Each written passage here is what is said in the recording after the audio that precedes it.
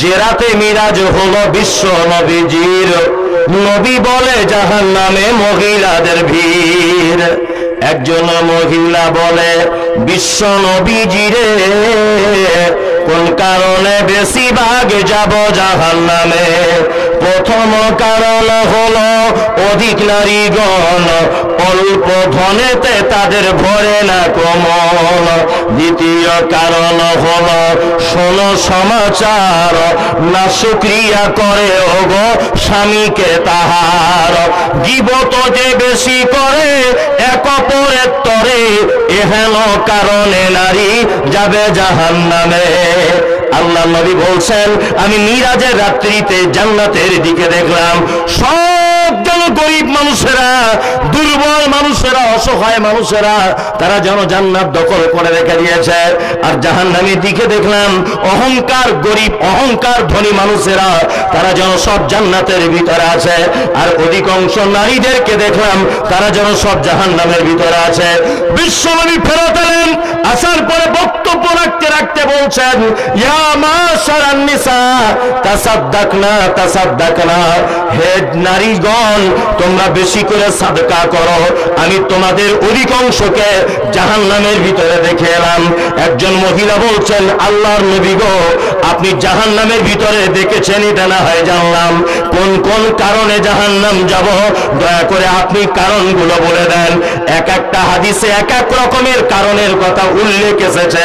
আল্লাহ নবী বলছেন, প্রথম কারণ হলো অধিক নারীগণ, অল্প ধনেতে তাদের ভরে না কমন। নারী তুমি জাহান্নাম চলে যাবে, প্রথম কারণ তুমি অল্পতে সন্তুষ্ট হও না। ঝাড়খণ্ডের মেয়েরা হয় অবশ্য, অল্পতে সন্তুষ্ট হয়। আমি বাপের একটা বেটা, এটা একদম সত্যি, অনেক জায়গাতে বলি, আমার বাপের আমি এক ছেলে, আমার 4টে বোন, সব বিয়ে হয়ে গেছে। বাড়িতে আমার স্ত্রী, আমি, আমার ছেলেও তো মিশনে পড়াশুনো করে কোন এক জায়গাতে, ছোট্ট একটা মেয়ে, আমার আব্বা মা, 4 জন আমরা লোক বাড়িতে। তা আমি আমার বাপের একটা বেটা, সবসময় বাড়ি থাকতে পারি না। তা যেইখান থেকে ইচ্ছা, যেটা সব থেকে ভালো মনে করি, শাড়ি জামা কাপড় আমার স্ত্রীর জন্য কিনে নিয়ে যাই। হ্যাঁ, আমার আব্বা একটা বৌমা বলে সব সময়তেই দেয়, আমার মা দেয়, পায়াতে ফেরিওয়ালা আছে তার কাছ থেকে কেনে। আমার 4টে বোন একটা ভাবি বলে সব সময়তেই দেয়। আমার শ্বশুর শাশুড়ি একটা বেটি বলে বাপের সব সময়তেই দেয়। তারপরেও যদি আমি কখনো বাড়ি গিয়ে বলি চলো একবার কোথাও কলকাতার দিকে বেরিয়ে আসি, গাড়িটা বার করছি, তো এই কথাটা আমাকে বলে, কি পরে যাবো, ঘোড়ার ডিম, ভালো শাড়ি নাই,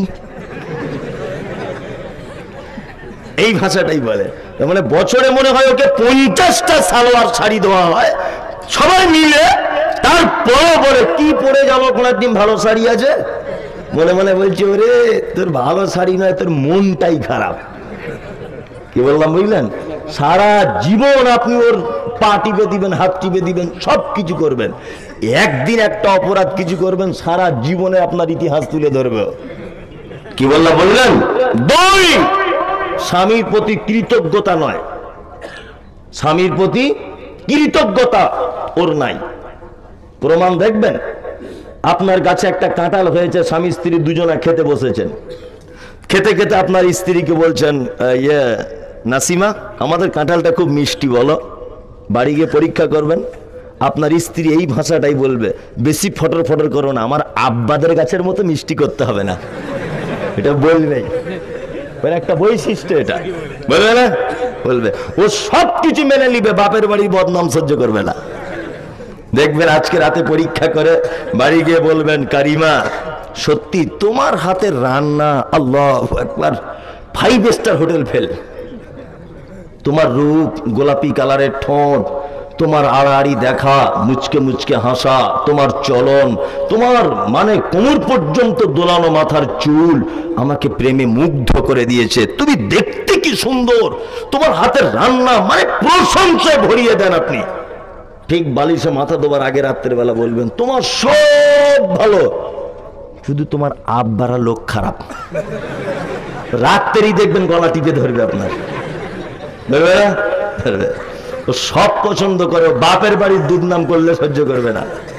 পৃথিবীতে একটা প্রাণী আছে যার খায়, যার পরে, যার তেল মাখে, 24 ঘন্টা তার বদনাম করে, তার নাম নারী। কি বললাম বুঝলেন? 3 মুহাম্মদ সাল্লাল্লাহু আলাইহি ওয়াসাল্লাম বলছেন নারী জাহান্নামে যাবার আর একটা কারণ, খুব গীবত করে, পরনিন্দা করে, করে না? রাস্তাঘাটে বিড়ি বাঁধতে বাঁধতে, এটা ওটা করতে, কাঁথা সেলাই, এটা ওটা কোনো কাজ করতে, 4 জন মেয়ে ছিল, হয়ে গেল তো হয়ে গেল। তোর ননদ কি করে, তোর স্বামী কি করে, তোর শ্বশুর কেমন, একজনে বলছে আমার শাশুড়ি তো দাজ্জালের মতো, এই সব গল্প সারাদিন, অন্য কোনো গল্প নেই। বলুন ঠিক বলছি কিনা? গীবত মারাত্মক বড় পাপ। আমাদের নবী মুহাম্মদ সাল্লাল্লাহু আলাইহি ওয়াসাল্লাম তিনি বলেন, মিরাজের রাত্রিতে অনেক ঘটনা ঘটেছে রাস্তাতে, তার ভিতরে একটা ঘটনা হচ্ছে এই, আল্লাহ রাসূল বলছেন একদল লোককে দেখতে পেলাম তাদের হাতের নখগুলো তামা দিয়ে তৈরি করা আছে। তামা দিয়ে তৈরি করা, তাদের এইরকম অবস্থা দেখলাম যে তারা তাদের নখ দিয়ে মুখের চামড়া, বুকের চামড়া ছাড়িয়ে ফেলছে, নিজেদের গোশতগুলো। জিবরিলকে বললাম এরা কারা? তখন জিবরিল আমিন বলছেন এরা হচ্ছে ওই লোক যারা ওর কথা চগলখড়ি করে বেড়াতো। মারাত্মক বড় পাপ। আল্লাহ আপনাকে আমাকে সকলকে এই পাপ থেকে বাঁচার তৌফিক দান করুক, আমিন আমিন আমিন। আল্লাহ তারপরে নবীকে আবার বলছেন মান্নাউল লিল খায়রি মুতাদিন আসিম, যারা ভালো কাজে বাধা প্রদান করে নিশ্চয়ই তারা বড় পাপী। উতুল্লিম বাদা যালিকা জালিম, যারা খুব মুখের ভাষা খারাপ, কণ্ঠ যাদের খারাপ, কর্কশ ভাষী যারা, আপনি তাদের থেকে দূরে থাকবেন। আনকানা জামানি ওয়া বানিন, কেন মানুষ মিথ্যা কথা বলে, কেন মানুষ কর্কশ ভাষায় কথা বলে? আল্লাহ তাআলা বলছেন আনকানা জামানি ওয়া বানিন, তারা তাদের মাল, তাদের সম্পদের গৌরব দেখায়। বর্তমান বিশ্বে কিছু মানুষ আছে না টাকা পয়সার গৌরব দেখায়, দেখায় না? দেখায়। মানে একটা কথা আছে মুর্শিদাবাদ জেলার কি ছিনু আর কি হুনু, কিছু মানুষ আছে না? আছে। কিসের অহংকার আপনার? হ্যাঁ, কিসের? টাকা পয়সা চিরজীবন থাকবে না, থাকবে থাকবে না। পৃথিবী কেমন জায়গা আপনাকে একটা জিনিস, সামান্য জিনিস দিয়ে বোঝায়। আপনি এখানে আসুন তো চাচা, আপনি এখানে আসুন, কিছু ধরবো না, ভয় নেই, এখানে আসুন। পৃথিবী কেমন জায়গা এটা আপনাকে দেখাচ্ছি আমি। পৃথিবী কেমন জায়গা, এই দেখুন। কি নাম আপনার? আব্দুল আজিদ। আচ্ছা, যাই হোক। তা বয়স কত হলো? 70। আপনার আব্বা বেঁচে আছে? কতদিন আগে মারা গেছে? 85-তে। তার মানে ওদিকে 15 বছর, এদিকে 22 বছর, 23, মানে কত হচ্ছে? 15 আর 23, 38 বছর। এই লোকটা পৃথিবী দেখাচ্ছি আপনার। টাকা পয়সার গরমে যারা কিছু করছেন, গরমটা আপনাদের বার করে দিচ্ছি আমি আজকে, যাতে আপনার শরীর ঠান্ডা হয়। 38 বছর এই লোকের বাপ মারা গেছে, তাই তো?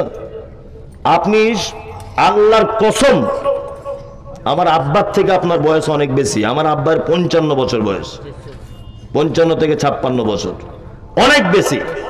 আপনাকে আমি অপমান করার জন্য ডাকিনি, আল্লাহর কসম দিয়ে বলছি, শুধু আপনাকে দিয়ে সমস্ত মানুষকে একটা শিক্ষা দেওয়ার জন্য। রাগ করবেন না তো?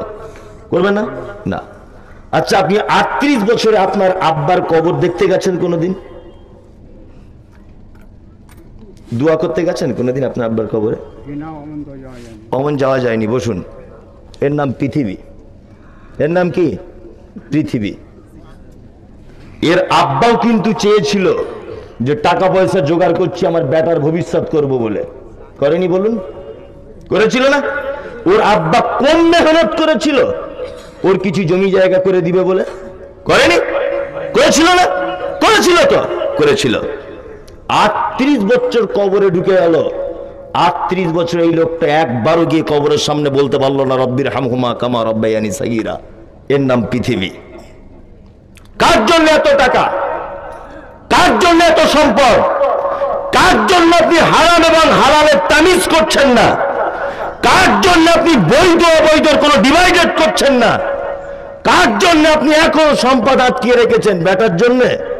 অবস্থা দেখুন, 38 বছর কবরে চলে গেছে, একবারও কবরটা দেখতে পর্যন্ত যায়নি। আপনি ভাবছেন কি আপনি ভাবছেন আপনার বেটা আপনার জন্য আপেল আঙ্গুর বেদানা নিয়ে কবরের সাইডে গিয়ে কাঁদবে? একই কেস, এই লোক মরে গেলে ওর বেটা একজন কেউ যাবে না। তার মানে বোঝা গেল যে সারা পৃথিবী হচ্ছে একটা জঘন্য জায়গা। পৃথিবী কি জঘন্য জায়গা। আপনি যতক্ষণ পর্যন্ত দিতে পারবেন ততক্ষণ পৃথিবী আপনাকে ভালোবাসবে। যতক্ষণ পর্যন্ত আপনি দেওয়া বন্ধ করে দেবেন, পৃথিবী নামক শব্দ আপনাকে সেদিন মন থেকে মুছে দেবে। কি বললাম বুঝলেন? বিনীত অনুরোধ এটা আপনার কাছে আমার। মাল আছে, টাকা আছে, বেশি বাড়াবাড়ি করিয়েন না, পৃথিবীতে কেউ বাঁচবে না। আল্লাহ তারপরে আবার বলছেন, ইজা তুতলা আলাইহি আয়াতুনা ক্বালা আসাতিরুল আউয়ালিন, যাদের টাকা পয়সা বেশি হয়েছে তাদের সামনে যখন কোরআনের আয়াত বলা হয় তারা তখন বলে তারা তখন বলে আসাতিরুল আউয়ালিন, এগুলো তো আগেকার দিনের পুরাতন লোকেদের কেচ্চা কাহিনী, এতে কি উপকার হবে? টাকা পয়সা হয়ে গেলে মানুষ গরমে বলে না কোরআনের কথা বলতেছে, যে সব নবীদের কথা, এ কথা কি আর আমাদের কাছে চলবে?